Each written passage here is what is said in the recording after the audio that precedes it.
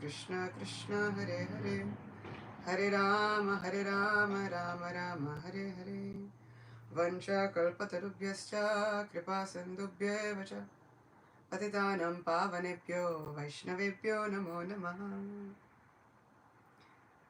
So welcome and happy Ekadashi to everyone.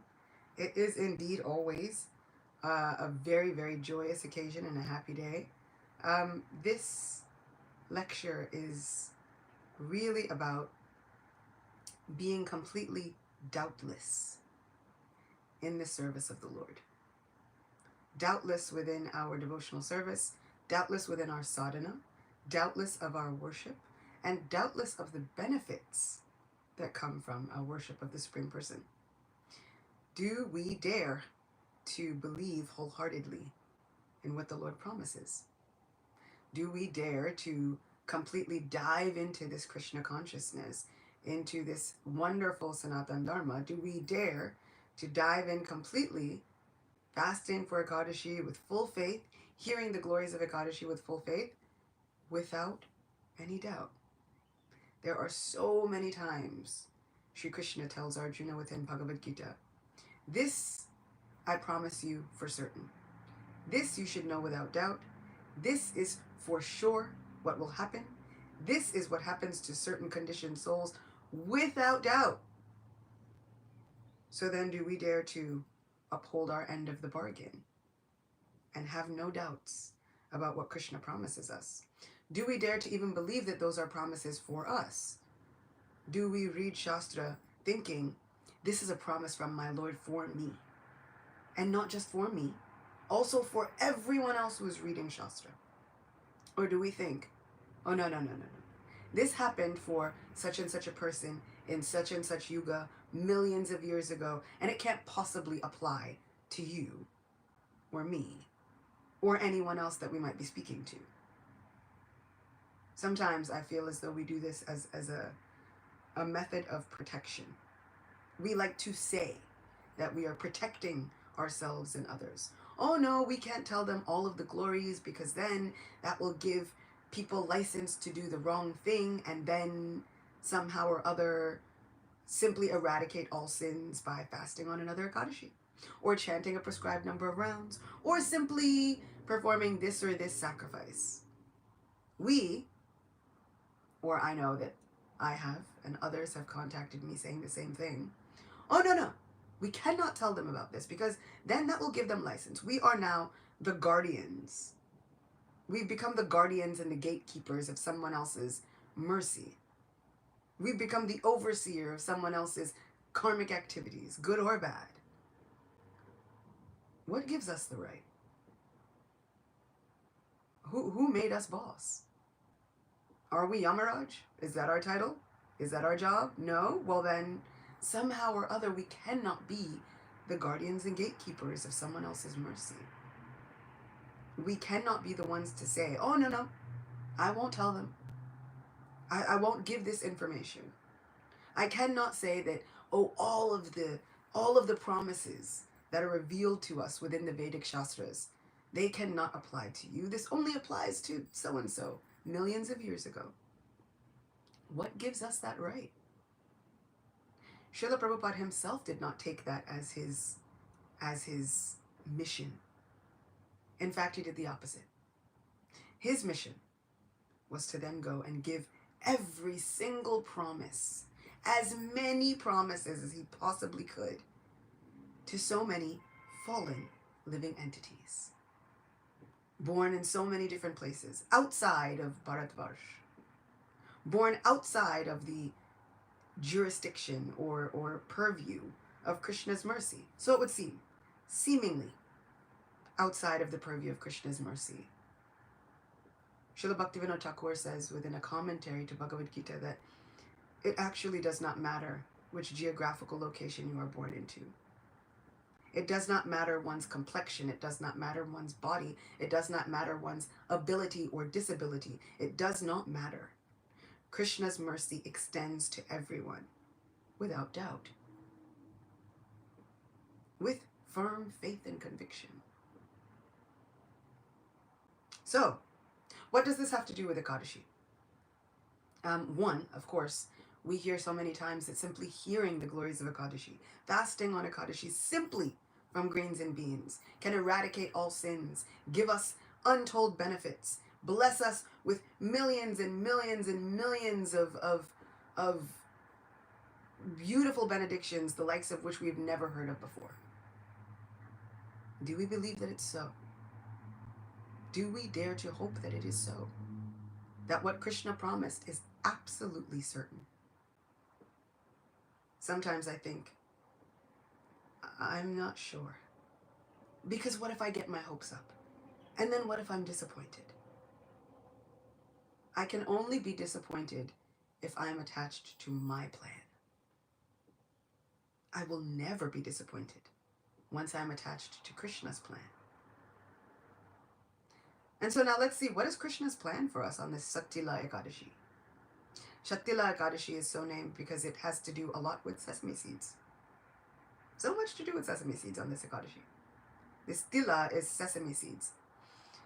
So around this time of year, we'll see many people giving sesame seed laddus and sweets and exchanging and all of these things to do with sesame seeds. Sesame is very warming, which is nice for this time of year, because for those of us here on this hemisphere, it is quite cold.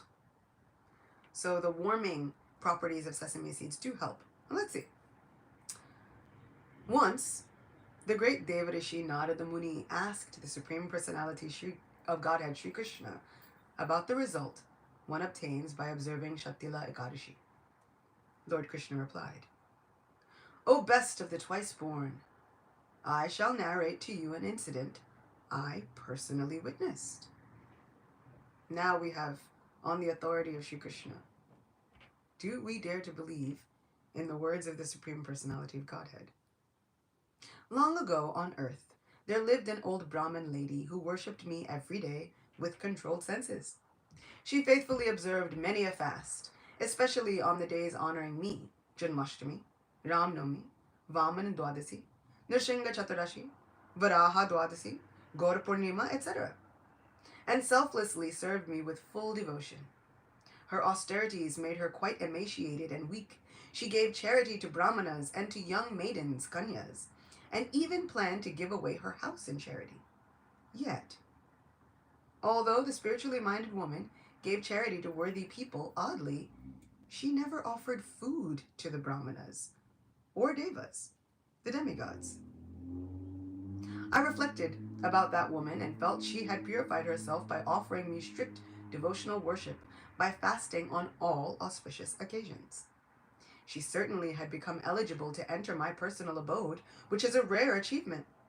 So I came down to this planet to understand her queer behavior. Disguising myself as a follower of Lord Shiva, complete with a garland of skulls draped around my neck and a begging pot, a bhikshapatra, in my hand, I approached her. She said, "O respectful one, please tell me truthfully why you have come here." I replied, "O beautiful one, I have come to beg for some alms." Hearing this, she got angry and threw a lump of mud into my begging pot. Oh, Narada Muni, astonished at her miserliness, at the miserliness of this otherwise magnanimous lady, I wordlessly returned to my personal abode. Imagine making the Lord speechless by our miserliness, something that confuses the Lord himself. Eventually, this austere lady reached the spiritual world without discarding her earthly body. Self-same. So great was her fasting and charity, I transformed the lump of mud she had offered me into a beautiful home for her. However, O Narada, this house was just like the mud, devoid of any edible grains. It had no furniture or ornamentation, and when she entered it, it was only a bare structure. She approached me and said, "I have fasted on so many auspicious occasions, making my body weak and thin. I have worshipped you and prayed to you in so many different ways, for you are truly the master and protector of all the universes. Yet despite all this, there is no food or wealth to be seen in my new home. Oh, Janardhan, please tell me why. I replied, please return home. The wives of the demigods will pay you a visit out of curiosity to see the new arrival. Do not open your door until they have described to you the glories of Shat-tila Ekadashi. The wives of the Devas arrived at her home in due course, as I had foretold, and called out to her, O beautiful one, we Deva Patnis have come to see you. Please open the door. The lady replied, O dear ones, if you want me to open the door, please narrate to me the merit of observing the sacred fast of Shatila Ekadashi. One of the wives beautifully narrated the sublime nature of this sacred Ekadashi. And when the Brahmin lady finally opened her door, they saw that she was not a celestial being like a demigoddess, a Gandharvi, an Asuri, or even a Nagapatni. She was just an ordinary human being. The lady observed Shatila Ekadashi, which awards both material enjoyment and liberation at the same time. She finally received the beautiful furnishings and grains she had expected for her spiritual home. Her ordinary material body was transformed into a beautiful, spiritual, Satchidananda form with a fine complexion. By the grace of Shatila Ekadashi, both the lady and her new home in the spiritual world were radiant with gold, silver, jewels, and diamonds. O Narada, a person should not ostentatiously observe Ekadashi out of greed with the hope of attaining wealth dishonestly. He should selflessly donate sesame seeds, clothes, and food according to his capacity, for by doing so, he will achieve good health and exalted spiritual consciousness birth after birth. Ultimately, he will be released from the bonds of this world and granted admittance into the Lord's supreme abode. That is my opinion, O best of the Deva Rishis. Pulastya Rishi concluded, one who properly observes this wonderful Shatila Ekadashi with great faith becomes free of all kinds of poverty, physical, mental, intellectual, social, and spiritual, as well as being freed of all kinds of ill luck and evil omens. Indeed, observing this Ekadashi fast by donating, sacrificing, or eating sesame seeds undoubtedly frees one of all past sins. One need not wonder how this happens. The rare soul who properly performs these acts of charity in the right devotional mood, following the Vedic injunctions, will become free of all sinful reactions and go back home, back to Godhead. So even Krishna says, one who follows these instructions with faith. And I like the part, one need not wonder how this happens. Sometimes we get caught up, instead of following the tenets of devotional service, instead of just giving our hearts to devotional service, we're wondering, but how will Krishna bless us? But how is that possible? You mean to tell me that all of the sins will be eradicated? Even sins that I had no knowledge that I had committed, all of them will be eradicated? How is this possible? Will this be possible in one lifetime? Does it take 2 lifetimes? Will Krishna be able to even eradicate the sins of those who were most abominable? But even if they were most abominable, how would Krishna eradicate their sins? It's like if we were in a college course or in school. I'm a homeschooling parent. And if I were to give an exam, it's like if we were to go to the teacher and just ask, how will we be graded? Well, I mean, will you give partial credit? Well, how does the breakdown of each question, like how many points do I get for this question, and how many points do I get for that question, and how many points do I get for the following question, and if I get partial credit, do I get 2 points or 4 points or 50 points? Like, how is this breaking down in terms of 100? And do I get 100? Is there a chance for extra credit, and then I can get more than 100? And we've spent all the time asking about the grading process rather than studying the material that will help us advance in the exam. One need not wonder how this is possible. We don't need to wonder about how Krishna is going to shower his mercy. We simply need to believe with full faith that he will shower his mercy. That all of this is true. We don't need to burden our minds with how much of it is true, how it's possible, how this will be possible for me and some other person that has been living their life however they've been living it. Sometimes our minds say, wait a minute. But you mean to tell me this will be true for me, who has been following the Vedas since the time I was born, and also for some new person who is just now coming and following the Vedas 15 minutes ago? They get the same benefit? Ah, that's the miserliness of the mind. We don't want to give Krishna's mercy and charity. Just like this woman who did not want to give food in charity. That is puzzling to the Supreme Personality of Godhead. Think about how many times that we have tried to withhold Krishna's mercy because, but I've been doing this for so long and that person just started. How is that fair? This is a cosmic and karmic conversation that we don't know the beginning or end of. Shri Krishna says within the 15th chapter of Bhagavad Gita that there is a banyan tree. The roots extend upward, the branches extend downward. This tree is this cosmic karmic conversation in the form of a tree. But Krishna also says, it is very difficult. It is nearly impossible to understand this tree. You're going to exhaust yourself trying to understand this tree. Forget trying to understand the karmic conversation.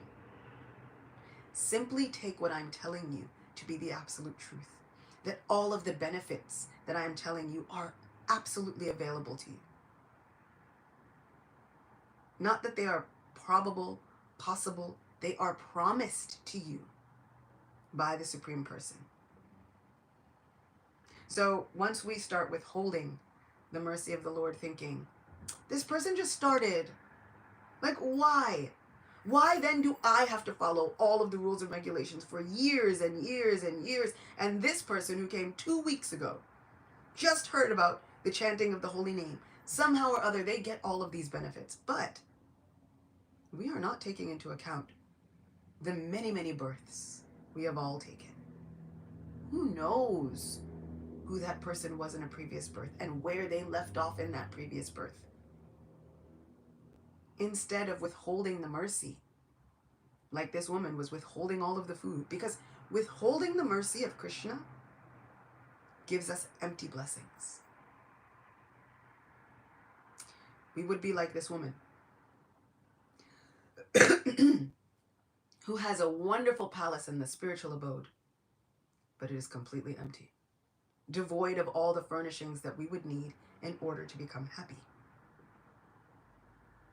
We get the facade of mercy, right? We get the outside view of mercy, but we might not be getting the internal mercy of love for Krishna, experiencing firsthand a reciprocal love with the Supreme Person, because we are too caught up in someone else's mercy.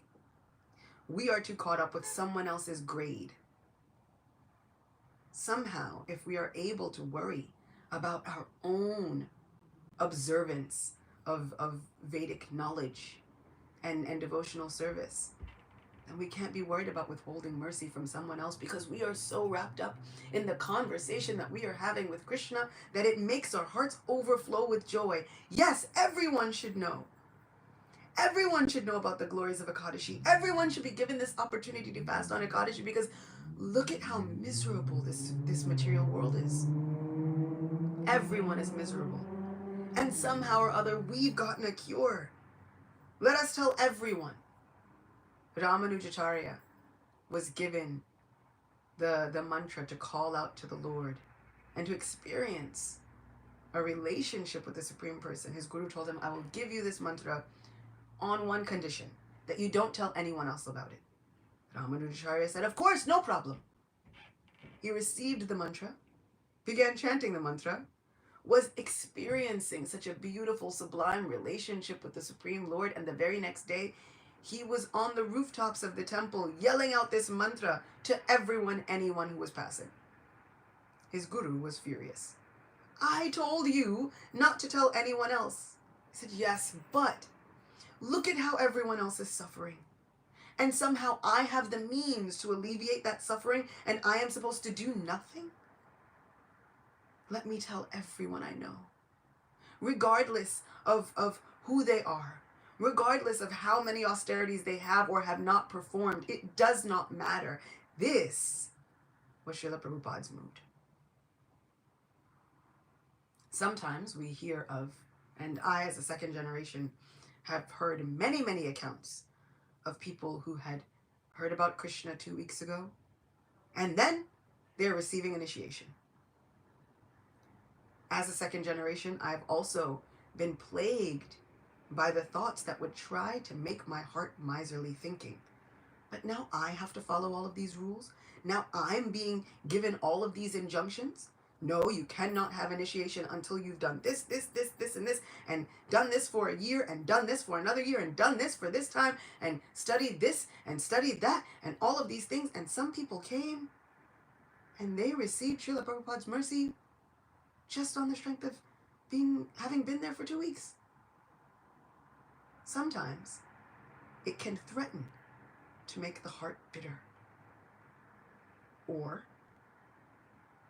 it can help us to take our spiritual lives so seriously. Never taking our initiation for granted. Never taking our sacrifices for granted. In the 9th canto of Srimad Bhagavatam, there is a very famous conversation between Durvasa Muni and the Supreme Personality of Godhead.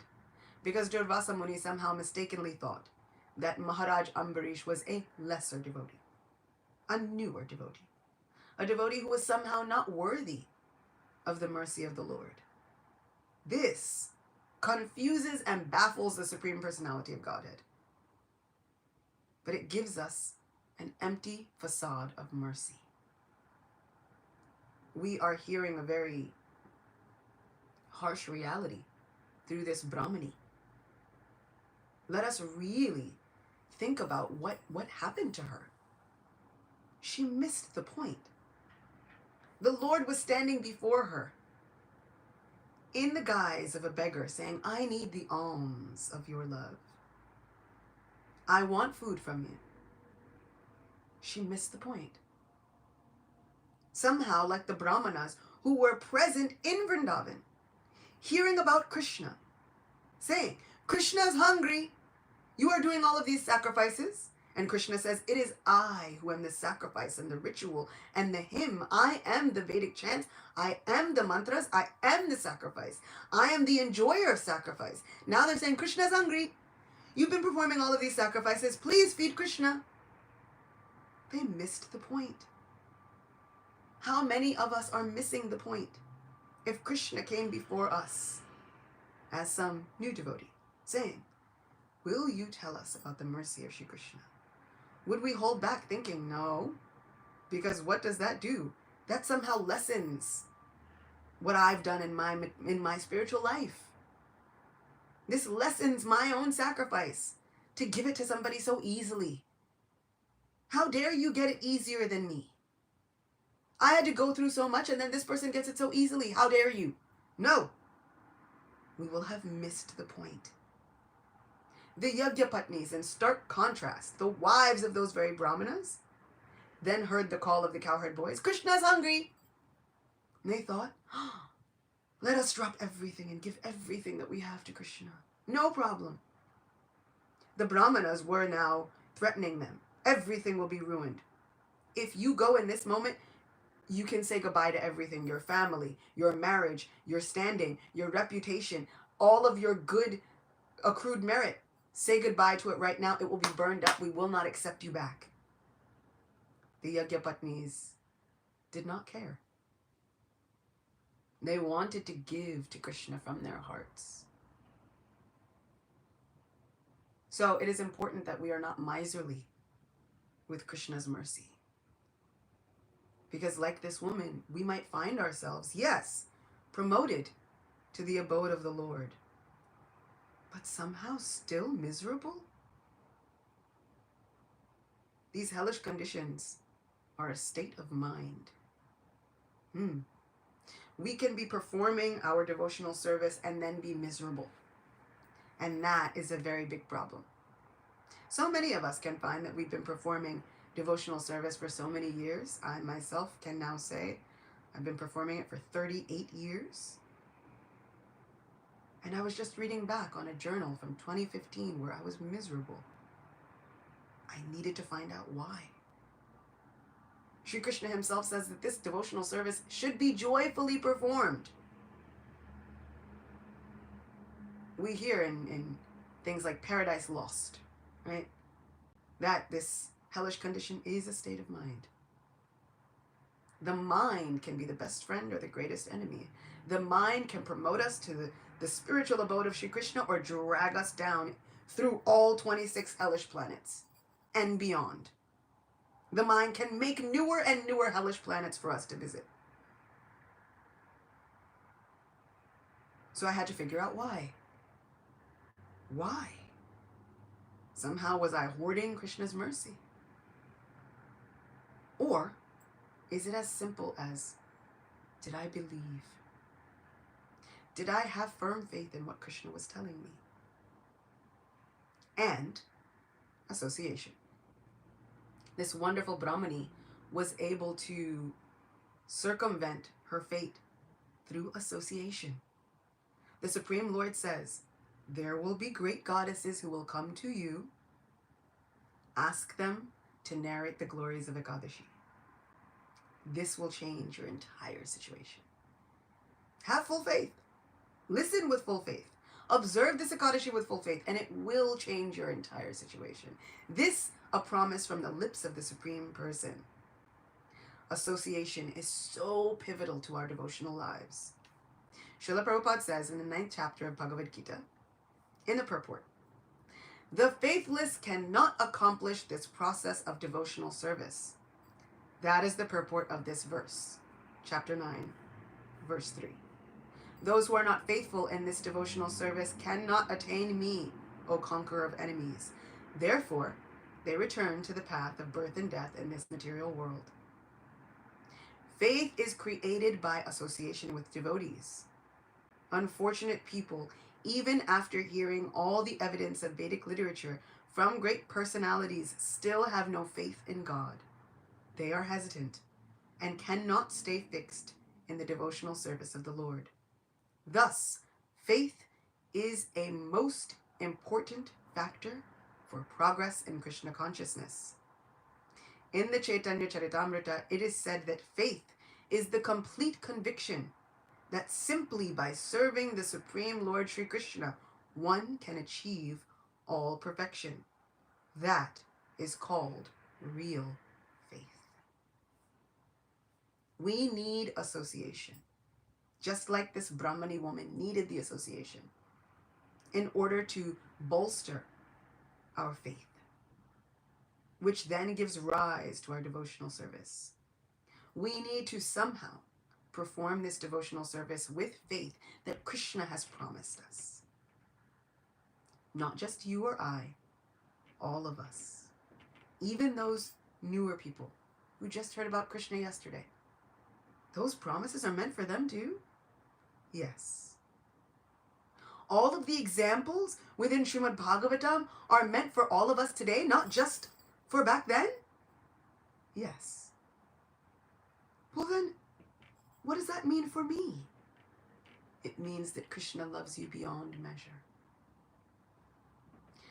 Krishna says that every single time, one of his devotees goes through an obstacle in order to attain and to further their devotional service, he becomes more and more in love with us. He treasures us even more than devotees like Lakshmi Devi. Devotees like those who have been eternal servitors in his supreme abode. Why?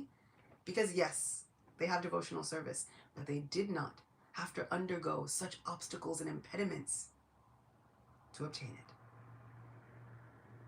Once the devotees are undergoing obstacles and impediments simply to obtain the favor of the Supreme Lord, he treasures and cherishes us so much. He becomes obsessed with us every time we are undergoing obstacles. This is why Kunti says, let the calamities come again and again. Because do we really want the Supreme Lord to become obsessed with us? Constantly thinking of us? That means that we must be constantly thinking of Him. Somehow that happens a lot during the difficult times. We find ourselves desperately calling out for mercy. And the more desperate we are to attain Krishna, the more desperate He is to have us. Ye yatamam prapadyante tansteva bhajamyaham. The wonderful thing about Bhagavad Gita is that we think it is the ABCs. Right? It's base level. So sometimes I used to write off Bhagavad Gita. Right? Let us go find the more in-depth understanding of Krishna. Let me find something more sweet that encapsulates more than just Bhagavad Gita. How dare I? This is nectar drunk from the lips of the Supreme Person Himself. Arjuna himself says within Srimad Bhagavatam, the only thing keeping me alive is the remembrance of what Krishna told me in Bhagavad Gita. Again and again He would tell me these things. That is what is keeping me alive. That is what is holding me together in the separation of my dearest friend, my love, my Sri Krishna. How could I think that there is something else that is not within Bhagavad Gita? We simply need to read it again and again and mine the jewels that are hidden within the depths of the ocean of Sri Bhagavad Gita. So, ye yatamam prapadyante, as all surrender unto me, I reward them accordingly. He is our great Lord of reciprocation. So the more desperate we are calling out to Him, the more desperate He is to respond. So Kunti Devi says, let these calamities come again and again, because then I am desperate. I am calling out with all of me. And then Krishna is running with all of Him to be with me. Let us speak about the mercy of Sri Krishna with full faith. Yelling from the rooftops, however we can.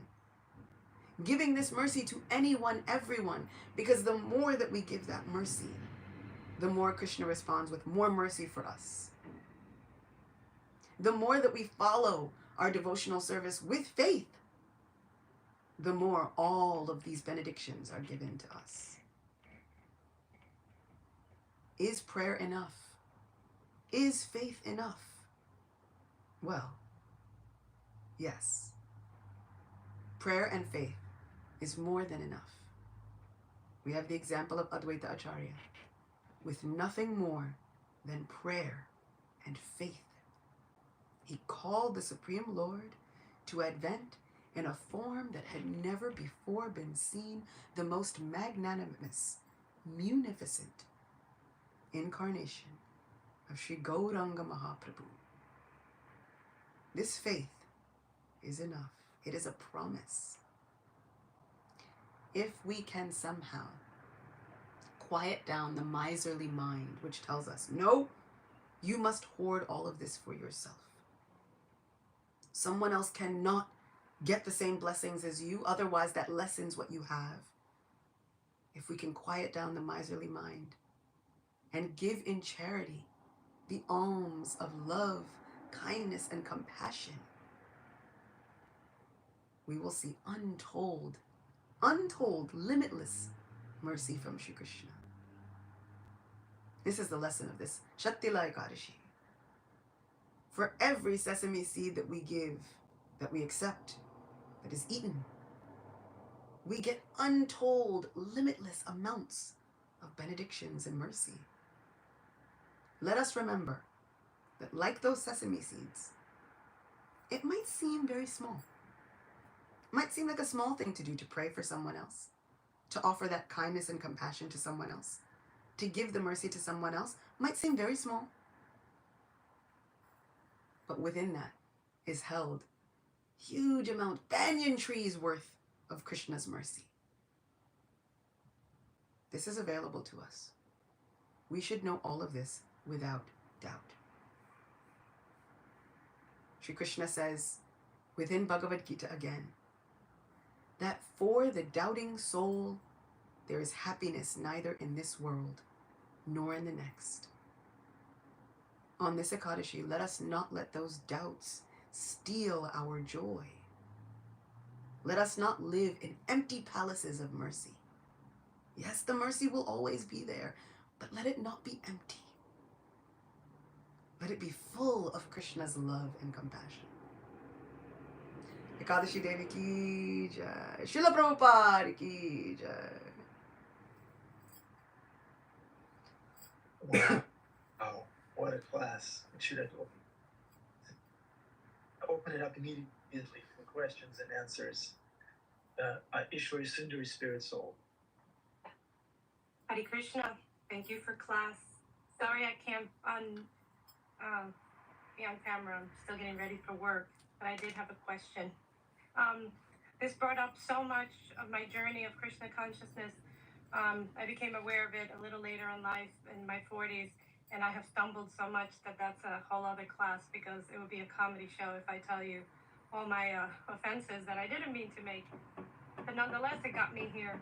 So my question is, would it be the same for somebody who hoards their potential of serving Krishna to their fullest when they're new to Krishna consciousness, the same as somebody who has been in it for a long time, out of either fear or not wanting to make offenses, or maybe being a little bit intimidated by those who have been in it for a long time, but yet you really know in your heart you want to serve, even if it is stumbling and making mistakes many times like I did?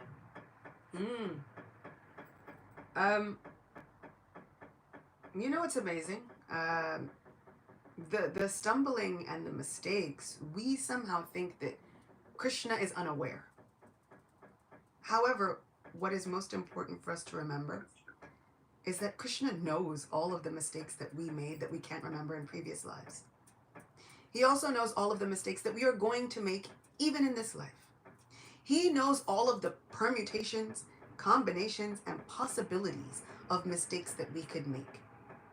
And yet and still, he organizes and constructs a way for you to be at the right place, at the right time, to hear about Krishna, to come in contact with Krishna consciousness, to then get involved in devotional service. Mistakes and all, faults and all, Krishna is looking at the most complete version of us, which, believe me, is probably not pretty. And Krishna overlooks all of them. Krishna is not seeing the mistakes and the fault. He is seeing the intentions. How many times? He is Bhava Grahi Janardana. Right? He is uplifting the hearts and the souls of all living entities according to their intention. As all surrender unto me, I reward them accordingly. He's not like, okay, well, according to somebody else's view of surrender, or according to what your local temple president has said that you can do or cannot do. He is awarding according to our intentions and our internal mood. So, sometimes we find that we come into a situation, a new temple, a yatra, and some people may have been temple presidents before, and then they come and they're washing pots in a new temple. However, if that devotee is washing those pots with a view of, this is Radharani's kitchen, and my Srimati Radharani will use these pots to cook for Krishna. The devotees will use these pots to make a wonderful feast for Sri Chaitanya Mahaprabhu, and Mahaprabhu loved that. Advaita Acharya would cook for the devotees. Janava Mata would cook for the devotees. Then she would serve out to the devotees. Then she would clean for all the devotees. Then she would eat. Imagine if we now think, I am following in the footsteps of the very wife of Sri Nityananda Prabhu, the internal Shakti, the wonderful savior of the Gaudiya Vaishnavas. I am following in the footsteps of these great Mahajans just by cleaning pots, making a garland, sweeping the temple. Nrsimha Purana and so many other Puranas state, just by sweeping the temple, do you know that you are constructing your home in the spiritual abode? No service is too small or too great. Faults be damned. The mistakes do not matter. What you've done up until this point has somehow or other with the mistakes, with all the things, have served to get you here. Somehow, even while getting ready for work, listening to Krishna Katha. How incredible is that? Like, imagine if we didn't make all those mistakes and we didn't do all of those things, then we might not be here yearning to listen to Krishna Katha at 7 in the morning. But somehow or other, we are now hungry for it. Our faults and our mistakes have made us hungry for Krishna. Conversely, Krishna is now hungry for us. I hope that helps to soothe and answer a little bit of the question.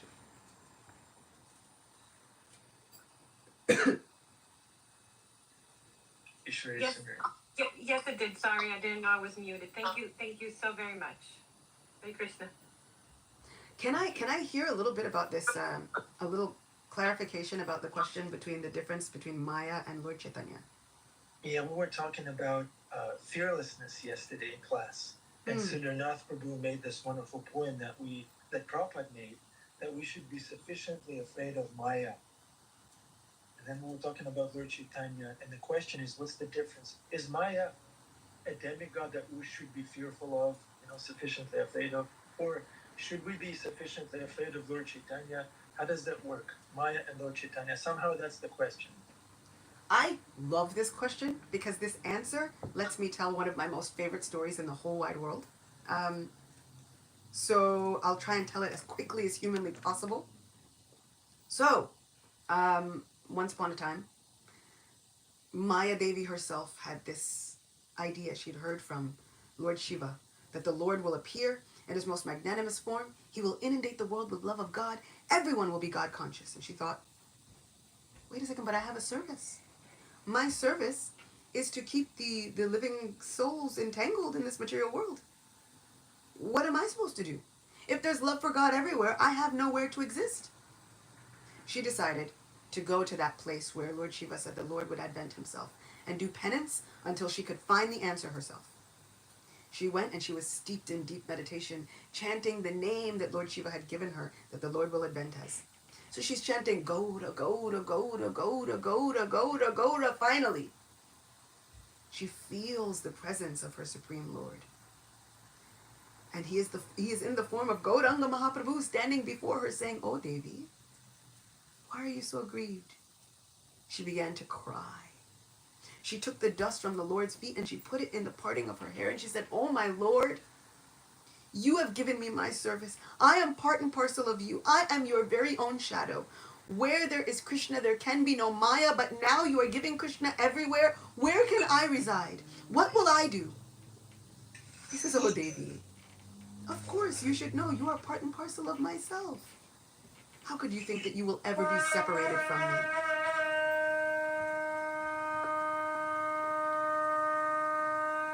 Jai Shri Radha Murlidhara ki Jai.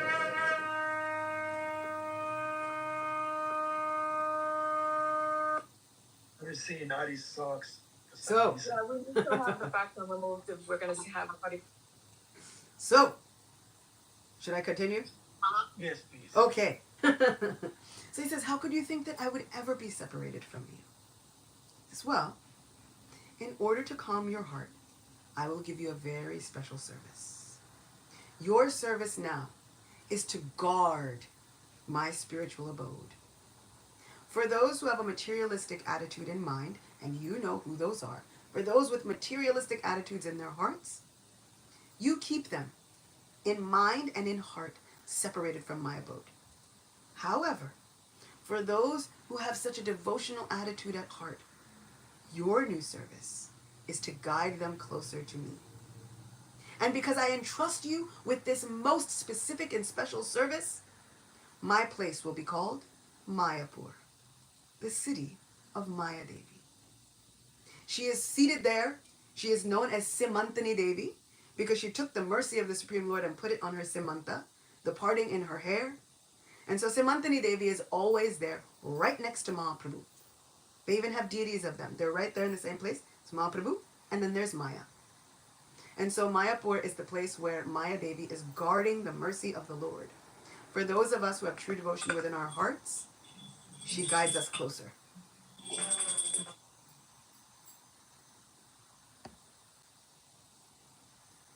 And for those of us who somehow maintain the materialistic attitude, which is to also consider the glories of the holy name and the Vedic scriptures to be imagination, here it goes again with all the having faith.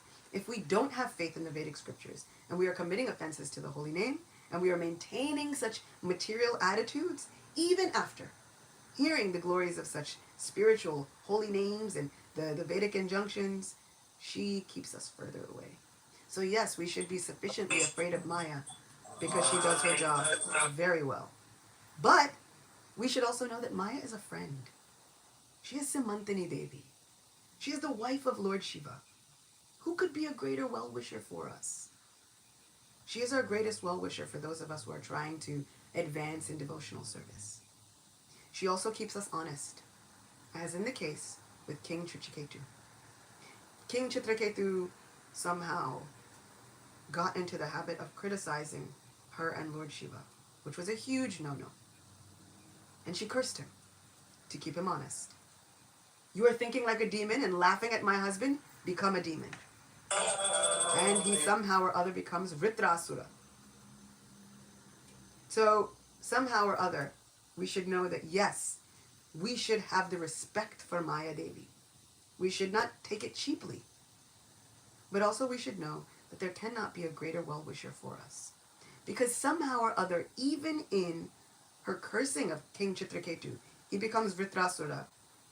But in Vritrasura's demonic body, Srila Vishwanath Chakravarti Thakur says in commentaries that Krishna was enhancing his prema, his love for Vrajabhumi. And when I was reading this, I was like, wait, what? In the 6th canto, we're getting glimpses of Vraj Prem? How incredible is this? And all of this comes even from the curse of Parvati Devi, who is non-different from Maya Devi. So she is our greatest well-wisher, and she keeps us very honest. She will crush the ego when it needs to be crushed. She will keep us on the path of devotional service when we need to be kept on the path of devotional service. She makes sure that we are true in spirit.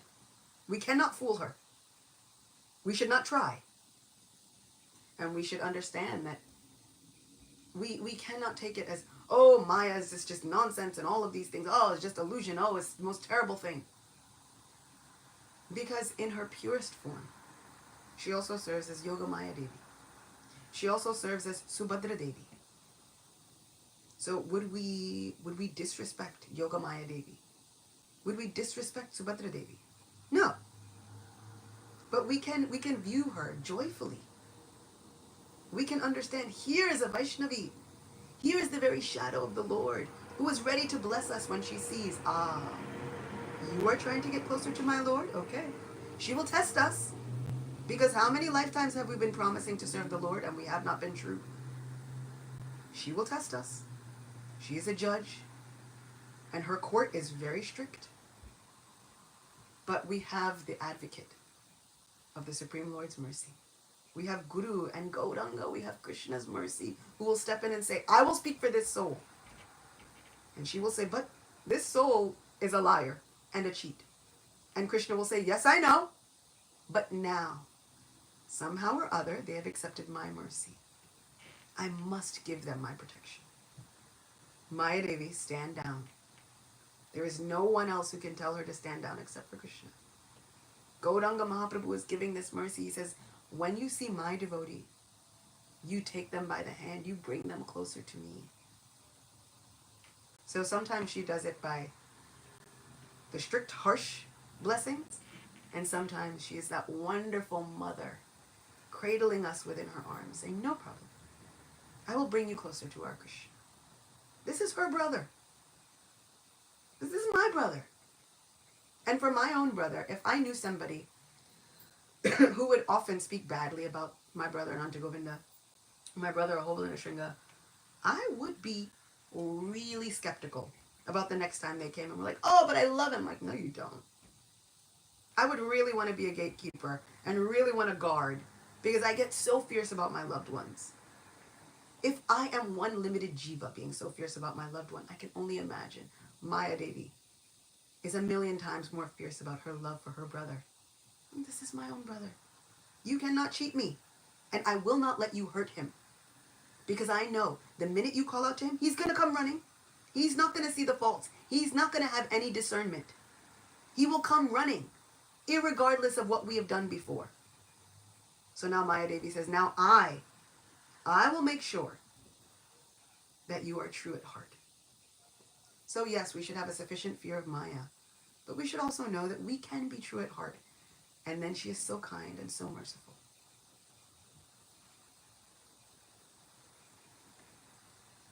And that's my favorite answer to that question.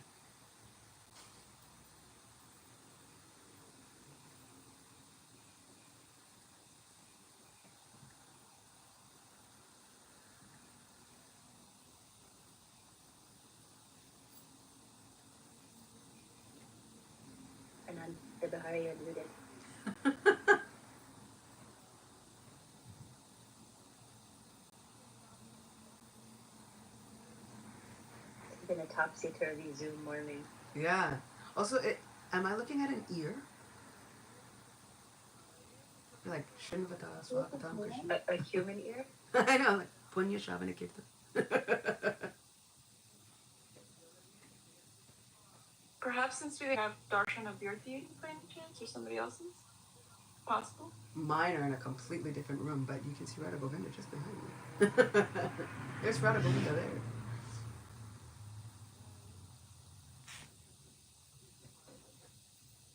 I think Bhima Prabhu had his hand up. Is he still here? Yeah, he's here. He has to get unmuted too.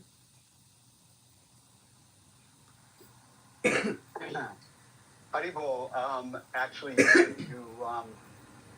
I was wanting to talk about the whole difference between Lord Chaitanya and Maya.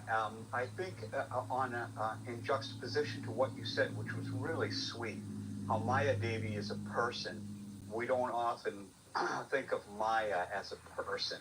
We think of it as the illusion, the trickery. But please try to balance this out with the song Jeev Jago. Let me see, what's the Kota Nidra Jao Maya. Koto Nidra, yeah, Maya sleeping in the lap of the witch of Maya. Of the witch Maya, yeah. So it's really wild because those of us who have been in following, trying to be bhakti yogis and trying to be devotees for so long, we kind of know when Maya is knocking on our door and when she's dancing in front of us, and we have that at that moment in time to make that choice whether we're going to remember Krishna or whether we are going to engage in with Maya. So I told, usually the thing is to be of course scared of the witch of Maya and try to turn to the holy name or to the association of devotees. How does one approach Maya, or how does one view Maya with the consciousness that she's a servant of Krishna? Besides just trying to trick us, how do we come to actually having a sort of a more positive view of Maya Devi? Hare Krishna. Yeah, that one story is kind of it's a beginning of understanding the complete view of these spiritual personalities. And they do have their different expansions. And so how do we view her in a more positive light? We read again and again the story of Jada Bharat. Jada Bharat was just trying to perform his devotional service. And these thieves said, we are going to sacrifice him to Bhadrakali, who is an expansion of Maya Devi. If we understand the full version of who Maya Devi really is. So as an expansion of Maya Devi, Bhadrakali appears on the scene to protect the devotion of the devotees. Bhadrakali appears with her followers who are witches. So yes, she is the queen of the witches. All of her followers are witches. So, for those who have been sleeping in the lap of the witch Maya, simply engaging in materialistic pursuits, which is an endless hamster wheel, where we are never fully satisfied, and constantly going and going and going, exhausting ourselves to the point of complete, like, demolishment. Now, we see that those very same witches, right, the same lap of the witch can also be there to protect our devotional service if we are like Jadavarat. Believing just with faith, he had a simple-hearted faith. He didn't even want to be engaged with anybody else because he knew what that got him. He had been there, done that, bought the t-shirt, had so many different births. However, King Bharat, part of his problem was that he went to the forest and had no association of devotees.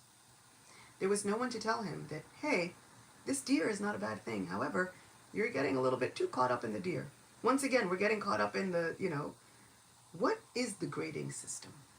How can we get 100% instead of studying the material that will get us the 100%? He had no association. Radhanath Maharaj says that that was his problem.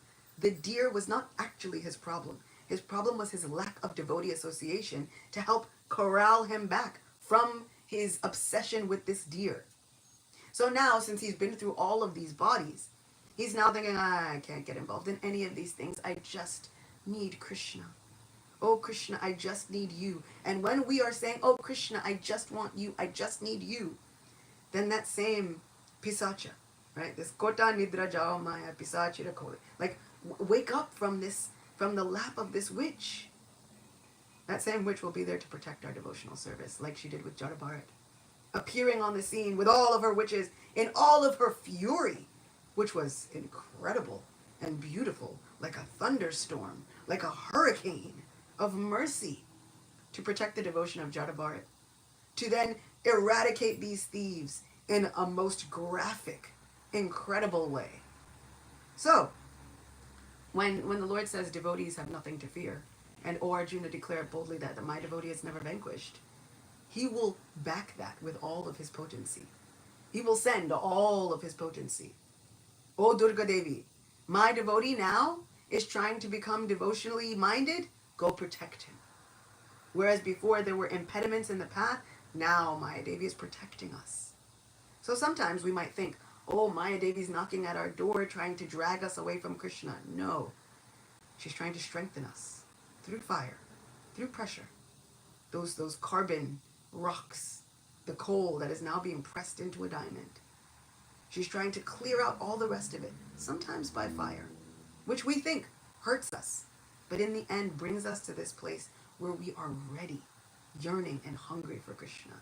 Then she personally comes and protects our devotional service. Wow. That's all I can say, Achyuta Gopi. Your answers are just overflowing. There's so many angles covered.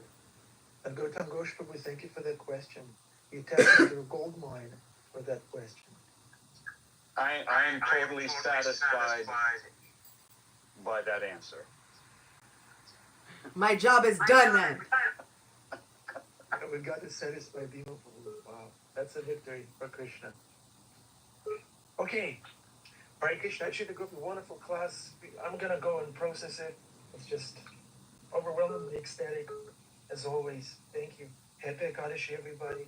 Jeffrey Prabhu, you're pretty. You're very pretty. Bhima Prabhu, Nitai Chand, Gautam Ghosh, Karen, Damodar Priya, Devadasi Sundar, Anandaji, Yogeshwari, Lilia, Rus Prabhu, Kirtan,